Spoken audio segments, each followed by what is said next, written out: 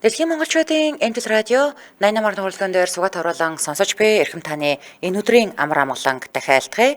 7 өдрийн даваагаас баасан гарагийн цаг мөчид радион 3 дугаар студиэс сонсдог урлаг нэвтрүүлэг маань урлагийг мэдрий гэх сураатаар шуудурдаг. Яг Улаанбаатар хотод 16 цаг 12 минут болсон. Өнөөдөр 2025 оны 3 дугаар сарын 31-ний даваа гарагийн сонсдог урлаг нэвтрүүлэг кино ертөнцийн булангаараа хүрэхэд бэлэн болсон байна. Студиуд хөтлөгч Анжгаа гэрлээ занариулагчаар гам болдын ангараг нар арилж байна. За өдрийн мэнд хүргэе. За өдрийн мэнд хүргэе. Сайхан амарсан уу? Сайхан амарлаа. За нэвтрүүлгийн хамраалагчаар ширхэгчлэн тунгааж шижирлэн бүтээв гэсэн уриатаагаар гачуурт хийл. За мөн үений үр дүнтэй бэлмэл Энбэлтэй хамт хөдөлгөөний эрхчлөлөг мэдэрч өвдөлтгүй идэвхтэй амьдрах гэсэн уриатаагаар Энбэл глутазамин хондроитын сульфат хамтран арилж байгаа. Баярлалаа. За өнөөдөр даваа гарагт бид нар киноны хаал тухай ярьдаг байгаа. Өнөөдөр би нэг гоё киноны тухай эхлээд ярих гэж байна. За тэр нь болохоор Монголтой тэр тусмаа Монгол бүрэгдтэй холбоотой ийм мэдээллийг хүргэх гэж байгаа. Вау, за. За Монголын говь цөлийн далайн түвшнээс дээш 1768 м өндөрт орших баг газрын чулуунд төрсөн бүрэгдүүд хатуу ширээ өвлийг даван тух гарахын тулд өөрөө орхиод нисдэгэ. Салхи засан шуурганы дундуур бүтэн 3000 км замыг туулж Солонгосын хойг хүрдэг уг замыг бүрэгдийн зам гэж нэрлэдэг юм байна. Тэгээ манай бүрэгдүүд чинь Солонгосын хойгд очиж өвлждөг байх нь шүү дээ. Оо за. Тэгвэл бүгд Солонгос улсын KBS телевизийн Монголоос Солонгос нүүдэлдэг бүрэгдүүдээр хийсэн баримтат кино байна. Би бүрэгдийг юусоо нүүдэлдэг гэж бодоагүй шүү. Харин бүрэгд чинь нүүдэлж байна. Өвөл энэ ч нэл өвлжчихдээ байх гэж бодсон шүү. За манай талын бүргэд, сармын бүргэд гэдээ бас бүргэдүүд чи хит хитийн янз байгаа. Тийм. Тэгэхээр нөгөө казакуудын тэнд байдаг цармын бүргэд бол нүүдэхгүй баг. Тэр угаасаа өвөл яхид л сууж идэг амт шүү дээ. Тийм. Тэгээ одоо эдгээр талын бүргэд баг. Бүргэдийн баяр чинь дандаа л 3 сард 10 сард мартал болдог шүү дээ, тий? Энэ ингэж юм л да нөгөө нэг баг газрын чулуунаас гэж юм л да. За. Тэгэхээр баг газрын чулуу гэхэлэр энэ талын бүргэд болоод гэж бодож байна би зүгээр. Ялгаатай байх л гэж бодож байна. За. Кинонд бүрэгдийн зам баримт энэ кинонд бол бүрэгдүүд төрхөөс эхлээд анхны нислэг, өвлийн ичээ, буцах хүртэлх Монгол Солонгосын хойгийн хооронд 400 хоног аялсан тухай ийм дэлгэрэнгүй өгүүлсэн ийм кино юм байна. За мөн энэ кинонд нисгэгчгүй онгоц, өндөр хурдны камерт баригдсан экологийн эрс тес мөчүүд тэдний амь насыг хамгаалахын тулд ажилтдаг хүмүүсийн тухай бас өгүүлдэг юм байна. Тий. Үүнээс гадна бүрэгчдийн амьдралыг 400 хоногийн турш анхааралтай ажиглаж дүрсийг буулгасан маш онцгой бүтээл болсон гинэ. За. Бүрэгдийн нялх одоо дэгдэхэн мэдлэгээс эхлээд өсөлт хөгжилд анхны далавчаа зохих, үүрнээсээ гарахтаа жичирхийлэн амьсгалах хүртэлх мөч бүхэн киноны айлсанд буусан. Энэ лаг кино юм байна. Энэ хүмүүс ингэж тахын үндэсний телевизээр өчтөр үзээд амар өрөвцсөн их гоё нэвтрүүлэг байна лээ.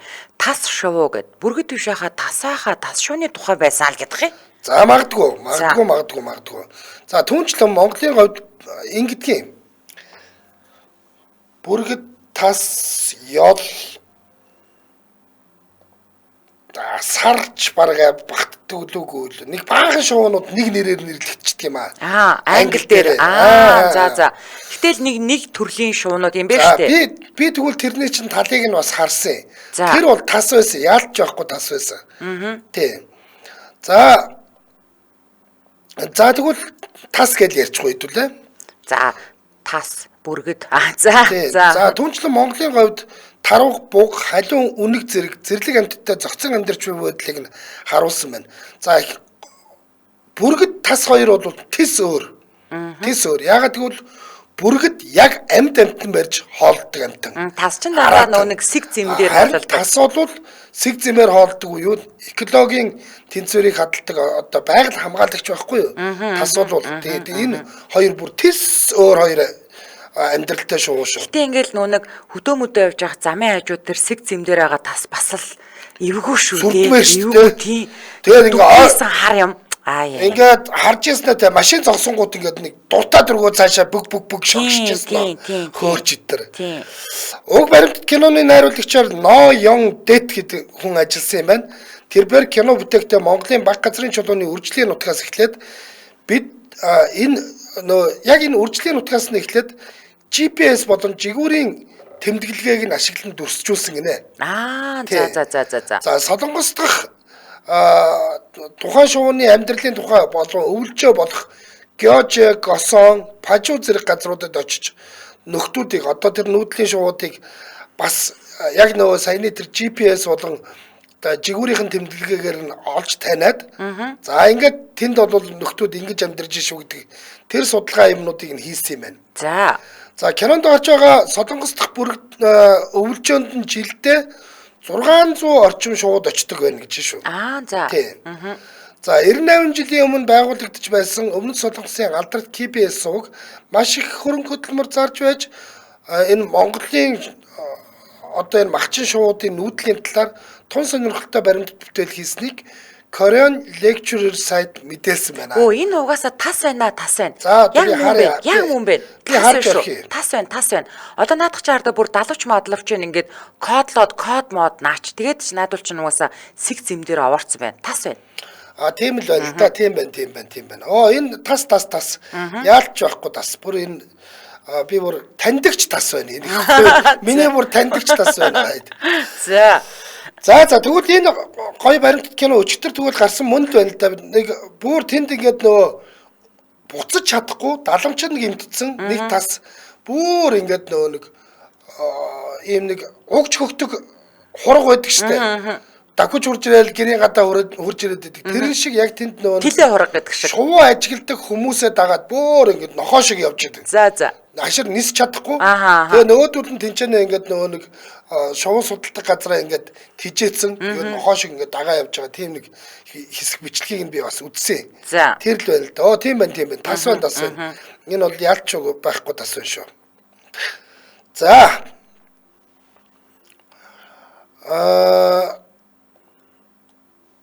Тэгсэн чи яасан бэ? За дараагийнх нь миний мэдээлэл. Сая би нэг сонин сэтгэл уншаад. Одоо ингээд болцсон юм уу? Тастай холбоотой энийг бол нөгөө нэг цаг үеийн байдалтай нэн шин мэдээлэл болгож хүргэсэн. За. Одоо өнөөдрийн миний хүргэх гэж байгаа жинхэнэ мэдээлэл бол агуу найруулагч Квентин Тарантиногийн тухай. Вау, за.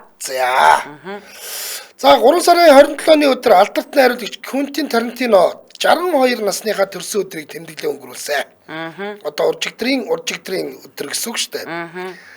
2017 оны 7 дугаар сарын 1-нд тэр Израилийн дуучин Даниэл Фигтэй гэрэлсэн найруулагчийн хувьд хүчирхийлэл ихтэй цус нүж урсгасан хэрнээ найруулагчийн эрс шийдэмгийн шийдлүүд хурц үйл явдалтай ийм кинонуудаараа бол асар алдартай. Анх Тарантино гарч ирж байхад бол хүмүүс зарим нэгэн кино шүүмжлэгч нар амар шүмжилж ирсэн. Энэ бол арай дэмтлээ. Тэгээ дэлгэцэн дээрээс чинь цус үсэрж штэ гэж баг хэлж ирсэн. Бараг л ер нь л байна шүү. Хувийн амьдралын хувьд хожуу гэрэлтээс 2020 онд нэг хүүтэй 22 онд охинтой болсон. Хамгийн сүүлийн мэдээлэлээр Тарантино Тел Авив хотод бол амьдарч байгаа юм байна. Төрсөн өдрөнд тохиолсон найруулагч Тарантинотой холбоотой нэг мэдээлэл цацагдаад байна. Хүмүүс нэр алдарт хүрч мөнгө төрөхтэй болсныхаа дараа эцэг их ойр тойрныхоо хүмүүсийг дэмжиж тансаг, элбэг хангалуун амьдруулдаг.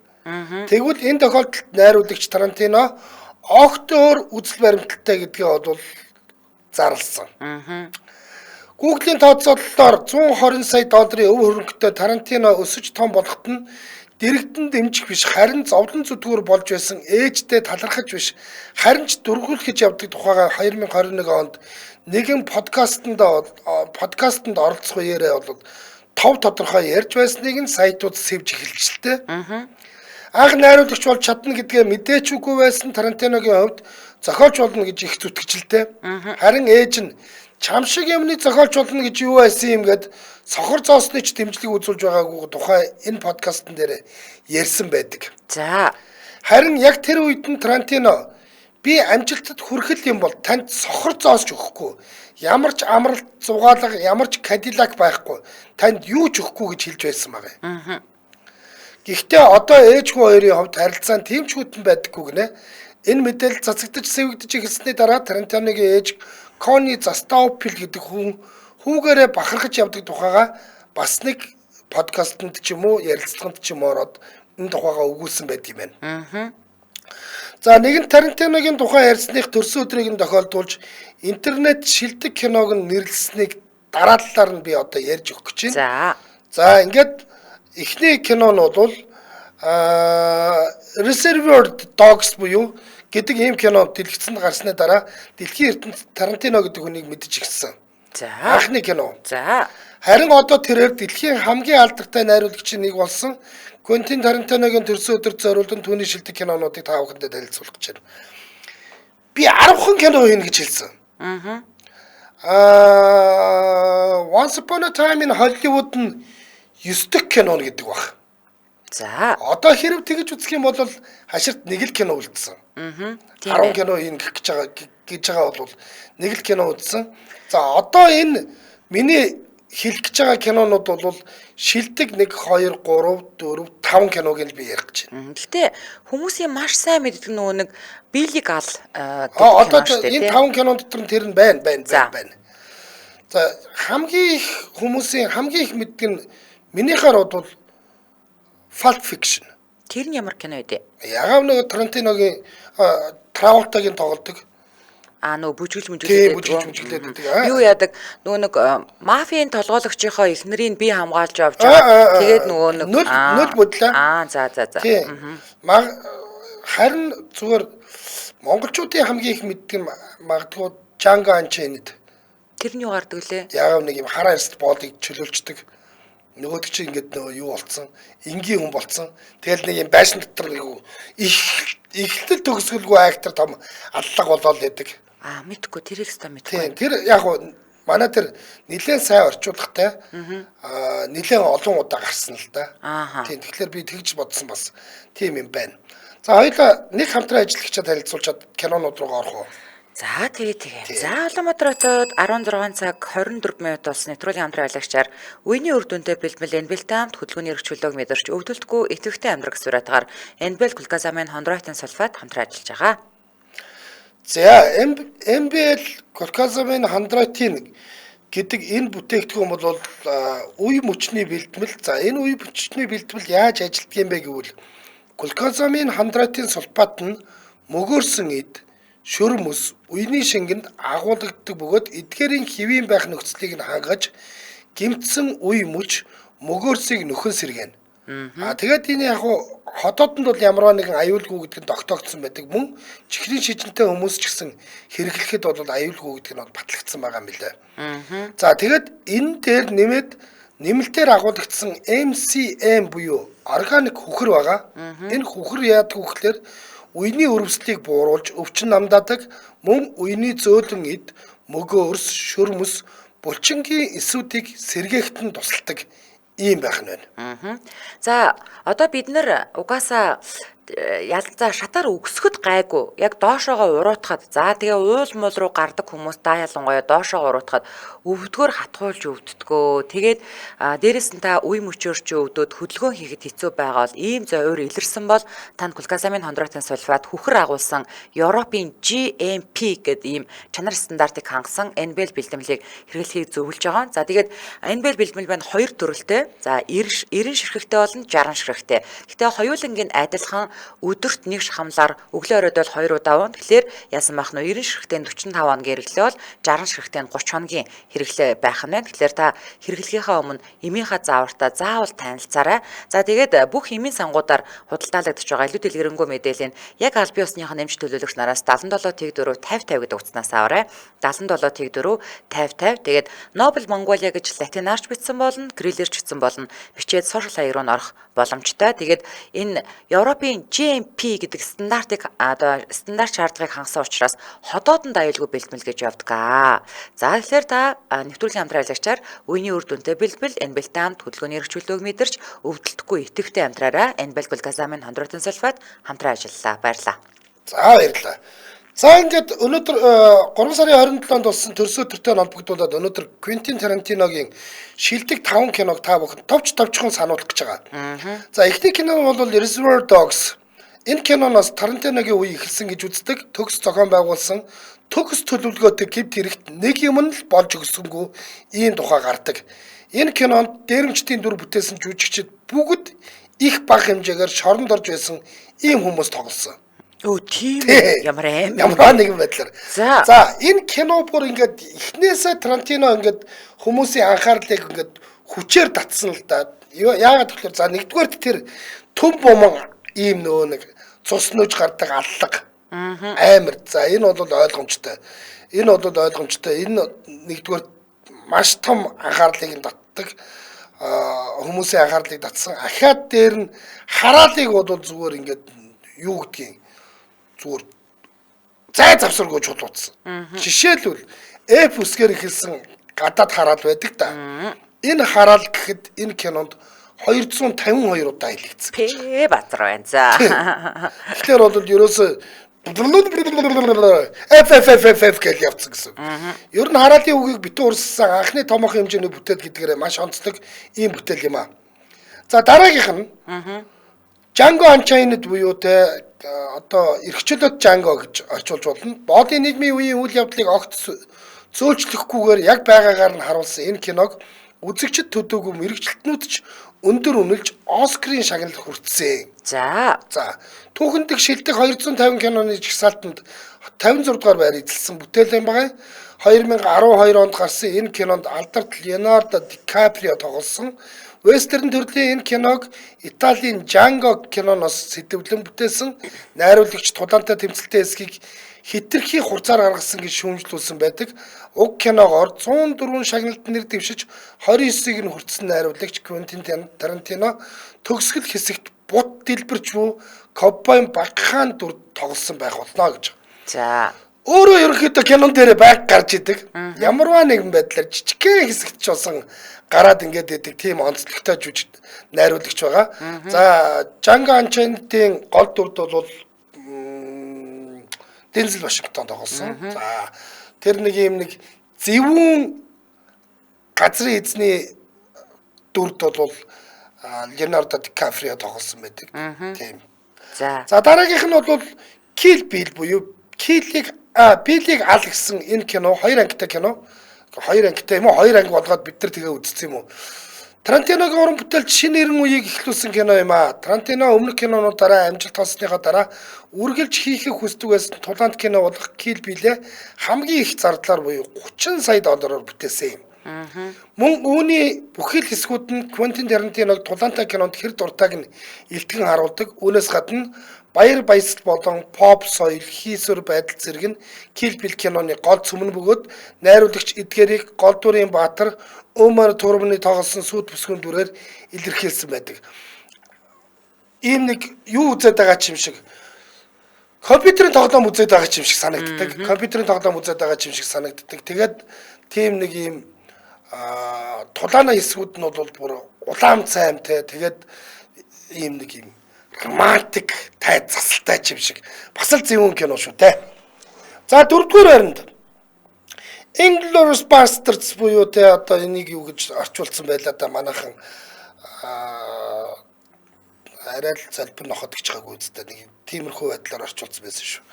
За энэ бол Квентин Тарантиногийн хамгийн хөгжилтэй бүтээлээс гадна шүтрэн бишрэгчд нь үүнийг найруулагчийн хамгийн сайн кино гэж үнэлдэг. Түүний бусад бүтээлтэй харьцуулахад тус киноны үйл явдал хоорондын хэлхийн холбоо тааруухан ч гэлээж жүжигчин Кристоф Вальцийн төгшөөрт үзэгдэл Брэд Питт болон Эли Рот нар Итали болж жүжиглсэн гэх мэт шилдэг тооцогдох ийм хэсгүүд олон байдаг. За ийм нэр галзуу новшнууд гэсэн байсан. За энэ бол яалч байхгүй супер кино юу супер кино. Түүхэнд Гитлерийг алах гэсэн асар олон оролдлогууд бодитоор байсан. Тэдний нэг нь бол энэ кинон дээр гарч байгаа үйл явдал жинхнээсээ төлөвлөгдсөн байдаг. Жинхнээсээ төлөвлөгдөөд тэгтээ Гитлер өөр газар хуралд суух болсон гэд ирээгүй гэдэг лээ. Ирээгүй байдаг байхгүй. Түүнээс ч одоо энэ кинон дээр ч Гитлер шатаад өгч байгаа харагддаг штэ. Үгүй би киног үзээгүй. Би ерөн тэр Биллиг устгаас өөр кино үзээгүй юм шиг байна. Энэ бас амар кино штэ. Яг нэг тухан дээр нь утгаар юм 5 хөшөөс хилээд орхичдаг. За яг би чамайг чөлөөлье. Чи ингээд урт удаа амьдраарай. Гэхдээ чамайг ийм новш байсан гэдгийг чинь хүн болгон мэдчих хэвээр гэд утгаар ингээд 5 шус хийлээд орхиод идэг. За түүний дараагийнх нь хамгийн 5 дугаарт орсон кино бол Pulp Fiction. Утгагүй зохиол, ямар юм блэ, үнгүй зохиолчлууд, ядмаг зохиолчлууд. За ингэж орчуулсан.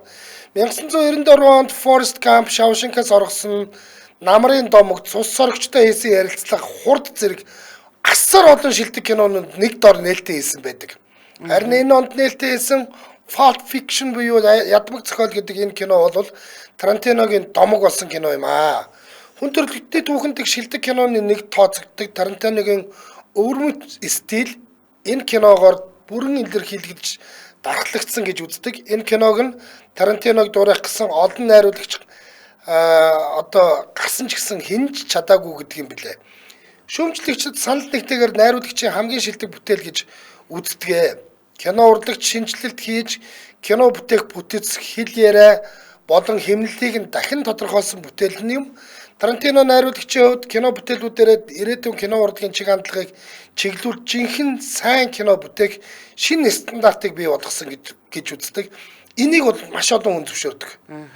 Тарантино гарч ирснээр бид нар ингээд жинхэнэ underground reality буюу те ингээд тэнд жинхнээсээ юу болдгийг бид нар боддоор нь харсан.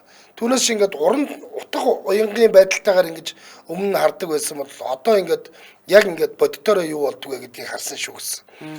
Vincent Vega болон Jules Finfield нарын зураг туудсыг одоо ч хаасайгүй харж болох шалтгаан бол эдгээр дөрвөд цаг хугацааны шалгуурыг даван John Travolta-гийн жүжигчний замналыг сэргээж мөн Samuel Jackson-ыг үрдийн эсрэг дүр болгосон байдаг.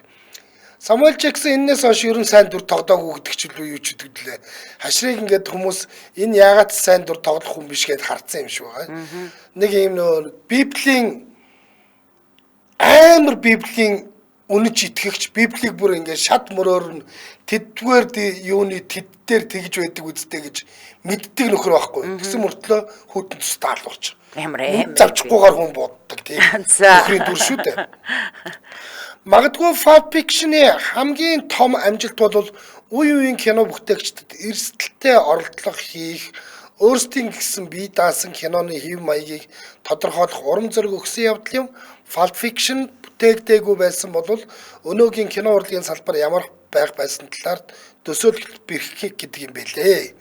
За ийм л супер кинонуудыг хийсэн. За энэ дээр нэмэгдээд Hateful Eight гэдэг нөгөө хөгжмийн зохиолоор нь алдарт хөгжмийн зохиолч чинь ерөөсөө Оскар аваагүй байж хаад Hateful Eight-ийн хөгжмөр анхны Оскар авсан гэд тэгж ярддаг. За бас л нэг тийм вестерн маягийн нэг бас нэг боо аллаг болсон кино байгаа.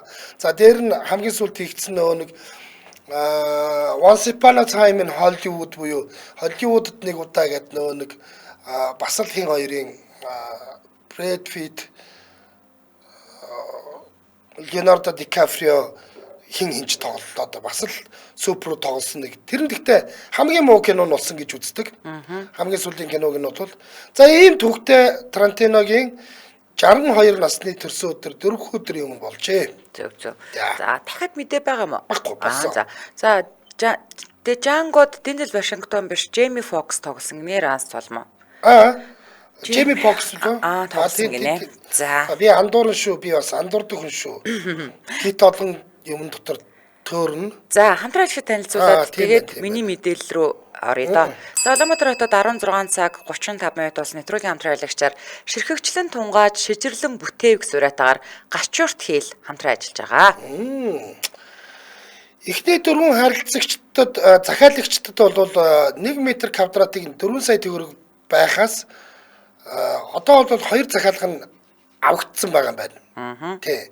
5 болон 6 дахь захиалагч нар 4 сая 400 мянган төгрөгийн төгрөгөөр захиалгаа өгнө. 25 оны 4-р улиралд эхний 6 айл хаавсаа 4-р гардуулах нөхцөлөөр хүлээгээд авцсан. Эхний 6 айл нь орцсон. Хаан болон төрийн банкны ногоон зээлээр 20% урьдчилгаагаа байршуулад 1.2% хүүтэй 10-аас 20 жилийн хугацаатай ийм зээлээр авах болцоотой. За тэгэхээр эдний менежер нэгэ залуу ирж уулзаа. За мэтээр уулзаа. За би яг зүгээр уулз мэдээлэл л яриа. Хамгийн сэтгэл хүргэсэн мэдээлэл нь юу байсан бэ гэвэл бүр одоо ингээд дөнгөж ингээд хундаамаа зутгаад энэ гачуурт хийл гэдэг энэ цогцлбор баригдах чинь гэхэд Rocket Bay захиалга өгөөд одоо тэгээд тэнд Rocket Bay амьдарч байгаа. За тэгэнгүүтээ Rocket Bay-тэй бид нар одоо хуршүүд болно гэсэн үг аахгүй юу? Энд байранд орснороо. За тэгэнгүүтээ эн чинь ингээд Rocket Bay амьдарч байгаа хэсэг чинь болохоор бүр нөгөө нэг том хаус нь заяа ингээд бас нэг эн чинь одоо ингээд 4 ийм айлын одоо 12 4 ийм блок байгааз 4 блокт 12 айлын орон сууц гэсэн үг аахгүй юу? За окей тэгэнгүүтээ тэдний блок бэлэн болсон уртталт нь бас нэг ийм яг ийм блок бэлэн болсон.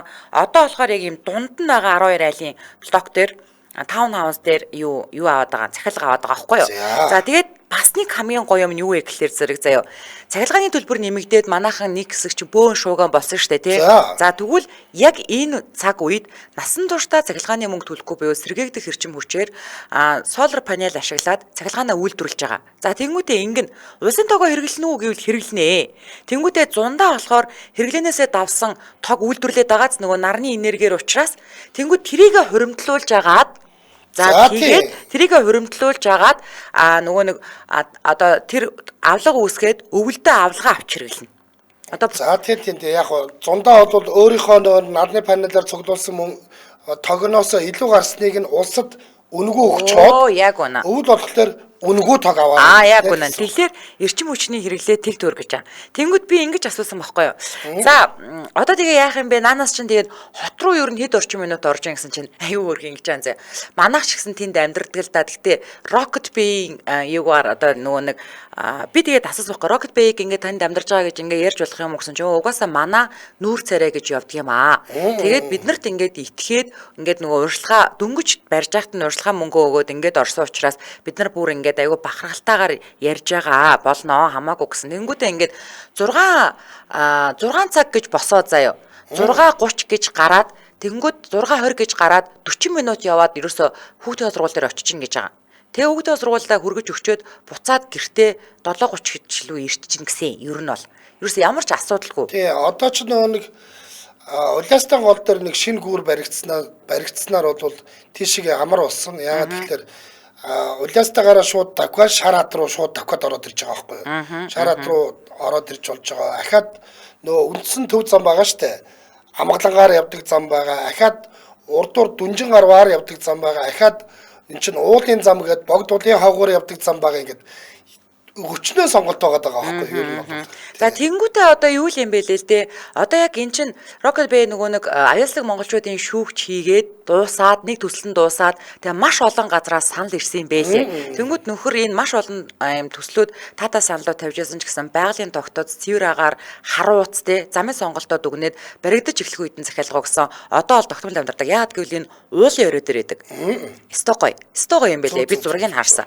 За тэгээд гих мэдчлэн маш их гоё мэдээллүүдийг битээр ингээд системтэйгээр үргэлжлүүлээд хүргэх болно. За өнөөдрийн хувьд бол энэ хүрэхэд бол хангалттай. Тэгээд та илүү дэлгэрэнгүй мэдээллийн 77194488 гэдэг утаснаас аваарай. 77194488. За тэгээд Баянзүрх дөрөг 20 дугаар хороо гэж явдаг аль биесны хаяг нь ер нь бол гачууртын их хам гэж явд юм да.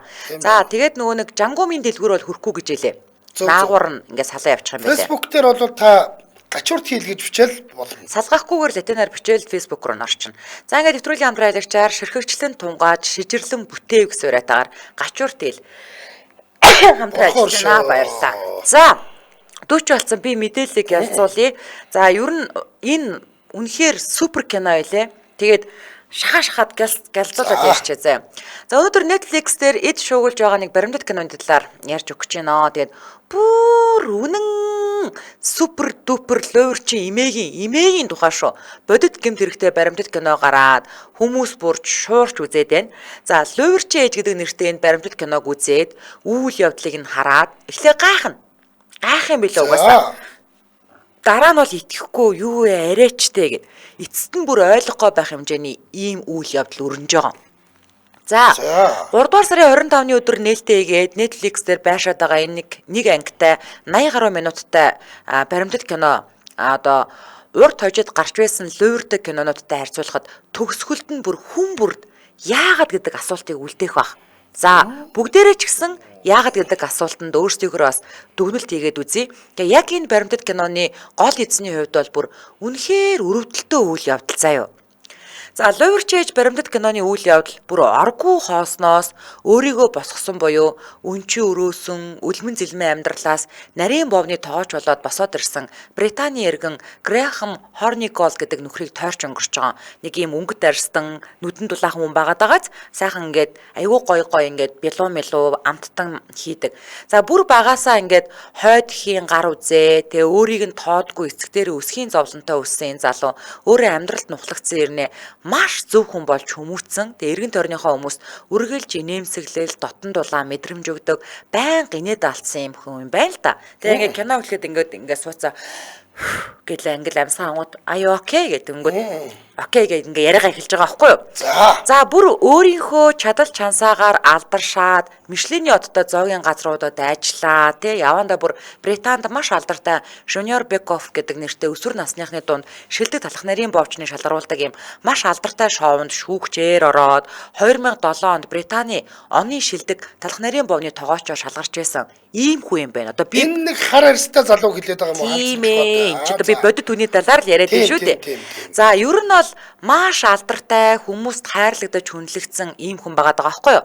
За тэгээд энэ залуу маань өөр дээр нэрж дадлах хийжсэн Нью-Зеланд бүсгүүтэй эхлээд нилээд удаа ажил хэргийн одоо нэг тийм платоник харилцаатай байж агаад явандаа дотнос жуйрхэж эхэлж байгаа. За ингээ биэндээ хачин сайн болоод нөгөө бүсгүй маань жирмээ болоод хүүхдтэй болох гээд ингээд бөөн баяр болсон чинь яг ковид дэгдэж байгаа байхгүй юу? За одоо бид нар ингээд даваа гарцсан, ард нь гарцсан болохоос биш ковидын айдас харьцангуй одоо санагдаж багдгүй. Гэтэ яг тухайн үед бол жирэмсэн бие давхар байтгаа энгийн хүмүүс ч гэсэн ковид гингүүд маш аюултай үесэн шүү дээ. Амар юм болсон шүү дээ. 22 гэдэг одоо 3 жилээ бид нар чинь 19 оны намраас ахуулаад бид нар чи одоо 21 оныг дуустал нэг тийм төгшүүрт дунд амьдарсан. 20 он бол бүр илүү амар он байсан. За тэгээ яг нөгөө хос хоёр маань мөнгө төгрөг байр суусны хувьд тансаг затгалан биш ч гэсэн ковидын үеэр ямар ч байсан ажилгүй суугаад гэртээ хөссөө хоолоо талах нарийн боовоо гээд жор туршаад сууж байхад тийм хангалттай хөрөнгөтэй хоёр л байсан байл та. Ингээд нөгөө хоёр чинь гэр орондоо суугаад юм янзалж агаад энэ нөгөө нэг тоош нөхөр болох Грэхэм Хорниколдын төрсний гэрчлэгийг ингээд новшин дундаас нь олоод за тэгээд ээж аавынхын тухай хоорондоо ингээ ирдэг аахгүй юу? Танаа аав ээж чинь ямар хүн байд юм ингээл те. За тэгэл ээж нь хин гэдгийг би одоо мэдтгүү маа ингээ цаасан дээр л нэр нь үлдснээс бусдаар ямар хүн байдгын тухай одоо би өөрөөсөө мэдхгүй. Тэгээд аав нь болохоор цэргийн хүн байсан болохоор нэг тийм хатуу ширүүн. Тэгээ дээрэс нь ингээд ээжийнхаа тухай ингээл асуух гал ам нэнгүүд ерөөсөө тас намжирдаад юу ч хэлдэг байсан тухай ингээд хоорондоо ярилцсан байгаа. За тэгээд ээжигээ хайж болох гэд Google-ээр нэр усыг нь хайгаад ээжийнх нь сураг гарахгүй зайлвал. За тэгсэн чинь нэг л өдөр гинтэл Грэхэмд мэйл ирдэг байхгүй юу? За би чиний ээж байна. Чамааг маш удаан хайлаа. Боломжтой гэвэл ингээд уйлзмаар байна гэл мэйл ён гэж үрээд ирж байгаа байхгүй юу? Тэгээ нөгөөдөг чинь нөгөө ээжигээ хайж болох тухай бодож исэн хүн чинь ямар сони юм бэ ч хувь тохиолч юм шиг тий цаанаасаа ямар нэг тийм хувилдааны онулч юм шиг юм аюу тийм гинтийн сонирн байгаа юм тий шүү дээ энэ нэг юм нэг өмнө нь тохиолдсон явдал дахиад тохиолдоод байгаа шиг санагдаж. Тэгээд энэ хүн чинь тэгэж нөгөө нэг зармаар оруулаад би ээжигээ хайж мэж гээгүй. Зүгээр л өөрөө хуваараа ингээд нэрээр нь ингээд те Google дээр ийм хүмүүний талаар мэдээлэл зэдэл байна уу л гэж өөрөө л хайж исэн. За ингээд нөгөөдөг чинь бас яах вэ ингээд нөгөө орчин үеийн хүн юм чинь луур муур байх вэ энэ төрөйгөл ээжихээ талаар за тэгээд нөгөө төрсний гэрчлэгэн дээр байгаа нэр усыг асуугаад за Грэхэм өөрөө хаана төрсөн бэ гэх мэтчлээ өөрийнхөө тухай нарийн шир ямиг асуухт нь бүр баабайгүй хэлж байгаа. За яад гэхээр Грэхэм энгийн нэг эмнэлэгт биш бүр баруун Германд байсан Британий цэргийн баазын эмнэлэгт төрсэн байхгүй юу? Нөгөө аав цэргийн хүн байсан учраас тэгвнгүүд энэ тухайн мэдээж хэрийн хүн бараг мэдэхгүй штэ. Одоо луурч юм байлаа гэж бодоход тэнгүүд нөгөө ээж нь гээд байгаа хүн чинь ста бүр яг таг хилээд байхаар чинь гайхна сте. За ингээд эцэст нь боломж олгоод уйлцгаар шийдээд ингээд үйл явдал жинхэнэ утгаараа эхэлж байгаа юм да. За уйлцсан чинь нэх хөөрхөн бондгор халцсан 80 гаруй насны Бүр цаанаасаа л нэг сайхан сэтгэлтэй гэмээр имээ ингээд сайхан намбагаа сууж идэм байгаа зү тэ. Пүү царай зам байдал нь таарч байна гэж чигтэйхэн. Ингээ Грэхэм хорвоо төрөө 45 жилийн дараа анх удаа мах цуснаас нь унсан ээж гэдэг хүндээ тэрврүүлээд сэтгэл нь дүүрээд бөөн баяр. За тэнгэрлэг орших болж байгаа. Ер нь тэгж. Тэгсэн чинь яасан гэж нөгөө ээж нь бустаа тоймгүй баян. За Аз даяар дамсан их бизнестэй бүрнэн өмнөх хааны бутаж охин болохоор хөрөнгө чинээ ихтэйгээд бөөн алтан зүйлт мөн тэтэр Аз эмгэн байгаа байхгүй юу? Хүүн Африк гаралтай хүн байгаа. За тийм ээ ингээд наад эмээ чи ингээд бөөн алт мөнгөнд хучигдсан сууж ийн заа юу. За тэгээд анх уулзахтаа л угаасаа Лондонд байдаг хэвээр хамгийн тансаг ийм баян зочид буурчихсан байсан. Ээж нь хүүгээ дайл цайлаад, бэр охиноо үнсэж үнгээд, үр ачаа үүсгэн гээд бүр баярлаад, бүр автомашины дэлгүүр яваад, хүүдээ шууд том гарын жип бэрдээ ингээд тансаг зэрэглэлийн суудлын машинд шуудалтаж амж өгөөд сүүдийн мэдий болно. Яа, гинт бурхан гараад ирсэн. За үнэхээр нүдэн дээр нь худалдаж авч өгөө, төлбөр мөнгө нь хийгцэн гээд ингээд за одоо миний хүү ингээ машина унаад явмаа гэлээр чинь одоо яалтчгүй мөнгө гаргасан байгааз. За тэгээд нэг удаагийн хоол унд идэх мөнгө нь хэдэн мянган фунт болох зэрэгээр ингээд бүр үнэхээр өөр төвшний баян уушгил ингээд мөнгийг зүгээр ингээд цацж байгаа юм л да. За ингээд Грэхэм бүр төрсөн ээжтэйгээ арай гэж уулзсан чинь ээж нь бүр тэргүүн баян байгаад тэнгэрийн умдаг атгах цаашаа болж байгаа. Тэгсэн чинь гинтийн муу мэдээ дуулнаа. Ээж нь биедээ ингээд 3 төрлийн хорт авдартай болохоор сүүлийн 6 сар нь л үлдсэн. За энэ хугацаанд Аз даяар тархсан одоо бизнесүүдээ ганц үдээ өвлүүлнэ. За ингийн тул Швейцарын Цюрхэд байдаг банкнд очиж гарын үсэг зурнаа гэд нөгөө Грэхмийн чинь дагуулад дөнгөж төрсөн ихнэр хэдхэн хоногтой хүүхд наваад явж байгаа. За Швейцарт ирлээ, тансаг буудалтаа буулаа, тансаглагаараа тансаглалаа. Бүр Цюрхийн одоо нилээд том банкн дээр одоо банк хаасны дараа бүр ингээд банкны үйлчлэгээний танхимаас дээшээгээ ингээд шатаар өгсөөд. За VIP ингээд өрөөнд ороод заяа. За ингээд хувийн банкиртаа уулзаад мөнгө төрөнийхэн талаар яриад нөгөө Грэхэм маань үе залгамжлахын тэр болох ингээд ийм ажил яригдчихэж байгаа байхгүй юу? Бүр ийм юм болж байгаа юм. За ингээд байжсэн чинь хүнлэнгөөс харахад энэ одоо ямар ч тийм лөөр мөр биш. Жинхнээсээ л ингээл нөгөөд чинь тэнгэрийн умдаг атгаад Аз одно гээгээд төөрсөн ээжтэйгээ уулзсан чинь саятан байж таарад хэдэн 10 сая доллар өвлөх асуудал яригдчихэж байгаа юм л да. Ер нь бол. За тэгээд энэ хоорондоо Швейцарт байдаг найз нөхдийн дуудаад ээж нь бүр тансаглуулаад бэлэг сэлт авч өгөөд бүр чухмаа чухам. За ингээд гэртээ хүүхдээ хараад үлдсэн найз өсгөнд байгаа штэ. За гинт данснаас нь их хэмжээний мөнгөн гүйлгээ хийгдсэн мэдээлэл нөгөө бүсгүүд ирдэг аахгүй юу? За бүсгүүч ингээл зочин нэстэй тий. Тэгээ багч биш их хэмжээний мөнгө хэдэн 10 мянган фунт стерлинг гараа автай. Тэнгүүд нөгөө нэг Грэхэм руу залгасан чинь харин ээж ингээд ковид гээд ээж ингээд мөнгө хамаагүй авч болохгүй юм байна. Тэгээд надад бас одоо эргүүлээд энэ мөнгийг хэд 10 одоо нугалж өгнө гэсэн ингээд. Угаасаа би энэ бүх мөнгийг нь авч үлдэх гэж байна. Тий ингээд амин хаажаа. Тэгсэн чинь нөгөө Диона гэх ээж нь бүр битрүү луурчин байгаа заяа. Грэхмаас мөнгө аваад за хүүгээсээ гадна Швейцарт байсан найзаас нь мөнгө аваад заяа. Бүр Швейцарт буудалд танилцсан хамаагүй тийм хос хоёрын бизнест мөнгө оруулна гэд 100 мянган евро аваад заяа. Бас тэнд танилцсан залуугийн бизнест мөнгө оруулна гэд 60 мянган евро аваад бүр цусыг нь хольсон байж билээ хоо. Чаата чавганцгүй. За гол нь бүгд энэ эмэгтэйг ингээд бүрнээ султааны охин өв залгамжлагч асар их бизнестэй эмэгтэйгээд итгэвчихсэн. Дээр нэмээд нүдэн дээр нь ингээд ерөөсөө ингээд мөнгө цацаад байдаг. Ядж хахад айгүй тийм добрый царайтай болохоор хинчгэл итгээд мөнгө өгөөд идэг аахгүй. Тэгээ эмээ Грэхмаас мөнгө авчгаад нэмээд хүмүүсээс авахтаа ингэж хэлсэн маа. За яста ингээ манай хүүд бити хэлээрээ тэгээ ээж мэж ингээл арай гэж уулзчаал тэгэл одоо ингээд данснасаа мөнгө гаргаж чадахгүй байх гэхээсээ одоо би жаахан санаа зовоод байна маа гэд хідэн талд худал хурамгийг битүү тоглочихсон амар эмээ байж таарчаа. За эцэст нь нөгөө авч өгсөн машинаач бүтэн төлөөгүй урьдчилгаа хийгээд Грэхмийн нэр дээр машин зээлсэн болж таардаг. За найз бүсгүүн найз нөхдөө нь ярьж байж арай гэж Грэхэмд ээж чинь лувер чи юм байна. Ер нь ээж чинь муу юм уу, гүү юм уу гэд ингээд синхруулж байгаа. Ингээд 45 жилийн дараа ээж гэдэг хүнтэй анх уулзаж байгаа залуу чинь бүр ховсонд орох цаашаа ээжигээ хайрлаад ядчихад ингээд 6 сар үлдсэнтэй ингээд шүтээд үлдсэн байгаад хайрлаж халамжилж явуулна гэд байдгаа туучж байгаа байхгүй. Ингээд энэ Диона гэдэг эмэгтэй ковидын үеэр хэдхэн сарын дотор бараг л 500 мянган фунт амтнаас луврда тансгалчихсан байж таарч байгаа. 85 настай юм ээ штэ. 85 таа. За энэ мөнгөнийх нь 300 мянган Грэхмийн мөнгө гээл бод. За тэгээ эцэст нь ДНК-гийн шинжилгээ хийлгсэн чинь хамгийн амар нь ээж нь 99.9%-оор мөнгө гэдэг батлагддаг. За яа төрсүүгээ ингээ хорлож байгаа юм бэ гэдэг ийм асуулт гарч ирж байгаа үстэй. Яа төрсүүгээ ингэж байгаа юм бэ гэсэн чинь юу гэсэн гэж би угаасаа л ийм хуучлаарай. Насараа л ингээд амьдэрсэн. Тийм уучлаарай. Ийм хариулт өгсөн ээж нь. За эцэст нь энэ булан эмгнээс болоод баахан амьд өрөнд ороод Грэхэм найз үсгүүгээсээ хүүхдээсээ ингээд салсан байвал яах вэ? За айгүй будрам мөртөө ийм ээжтэй. Тэгээ сүүлд нь хайгаад үдсэн чинь заа юу наад эмгэн чинь 3 гэрэлсэн заа юу. 3 гэрлэгтээ 3 ууланд нь өөр нэрээр гэрэлсэн заа юу. Ууланд нь өөр нэрээр гэрэлсэн заа юу.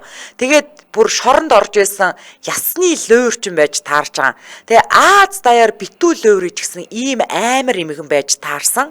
Тэгээ хамгийн амар нь төрсөн их нь болохоор хүүгээсээ лувр хийсэн гэж үзэх эргцүүн үндслэл байдгүй гинэ. За нэг ийм кино 300 мянгагаа яач нэхэд нэмэр байхгүй. Ямар ч нэмэр байхгүй. Нэг ийм кино одоо гараад шуугуулаад байна. Тэгээд хамгийн амар нь энэ бол бодит явдал. Баримтат кино гэдэг бол бодит явдал дээр үндэслэж хийдэг шүү дээ, тий. Амар бурхан минь. Йоо, бүр наадах чинь ингээд бүр дотор сонирн болчлоо. Бүр төрсөн ээж штэ.